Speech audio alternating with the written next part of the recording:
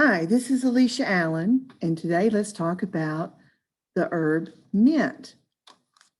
As I'm sure you know, there are a lot of varieties of mint. Why would you grow any of them? Because it tastes so wonderful to just go out and pick a leaf or two and chew it in your mouth. It tastes great in foods. And it has health benefits. It can reduce or eliminate a headache, and it can reduce nausea. But mostly fun to cook with. As I said, there are a lot of different types of mint. Let's start with spearmint versus peppermint. Peppermint is a lot stronger tasting than spearmint. Sometimes they can be hard to tell apart. Peppermint will usually stay green over the winter, where spearmint usually goes dormant during the winter. But they're both good in drinks, especially the spearmint is a nice addition to tea and lemonade. Other types of mint are pineapple mint, orange mint, banana mint, apple mint, and on and on.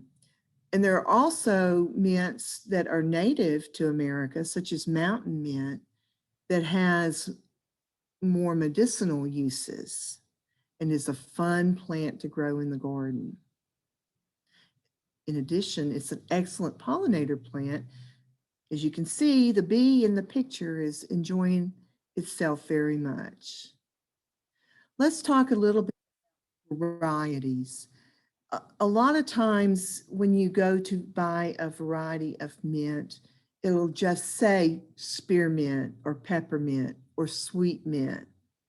Sweet mint is usually spearmint. Sometimes you can find named varieties such as mojito, which is a very strong peppermint, or another type of named Kentucky Colonel is a very popular spearmint variety. Those are just spearmints that have been chosen because of an extra sweetness or a little extra spiciness. Sometimes they're chosen because of their a little bit extra hardiness when grown in the garden, but they're all basically the same flavor with just slight differences. Mint in an herb garden, not a great idea unless it's in its own herb garden, because mint is very prolific. It spreads by runners, and it will take over the spot where you put it, including anything else. It will, in that spot, it'll take over that habitat too, and you'll end up with a mint bed, whether you started with a mint bed or not.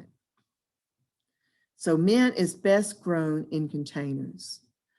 If you're growing a mixed container, such as the one in the top left, you would want to bury the mint in a pot inside the larger container. Otherwise, if you can grow it in a pot, and you can bury the pot, as you can see in the lower left, that is a pot buried underneath the gravel to help contain the mint. You can also root your mint in water. Mint's very easy to grow, both indoors and outdoors. Mint is good for companion planting with oregano and salad burnet, and carrots, brassicas, again, that's cabbage, cauliflower, broccoli, tomatoes, eggplant, peas, and beans also enjoy growing next to mint. It doesn't grow well next to parsley or other plants in general if not planted in a pot because of its invasive nature. Another consideration about planting mint, you don't want to plant several varieties of mint in close approximation to each other. One property of mint is that it will cross-pollinate. So if you were to plant a spearmint and a peppermint next to each other, you might end up with a third plant that has some of the properties of both of the parent plants, but maybe not the best qualities of either. So it's a good idea to separate mint from each other and to not let the mints go to bloom because of that reason. Also, that's a good reason to start with plants instead of seeds, unless you're buying the seeds from an extremely reputable source. To harvest mint, you just pinch off the leaves and chop them up. You can cut the entire plant above the second set of leaves because it will come back. But as with most herbs, the flavors are at the strongest in the morning before the air heats up, after the dew has dried. Okay, I'm sure you've tried mint in drinks. You may have even had just an herbal mint tea where you steep mint leaves, normally peppermint, but others, in hot water. It makes an excellent drink just by itself. You can add mint to fruit salad, put it on ice cream, cookies. It's very good with a cucumber and Greek yogurt as a dip.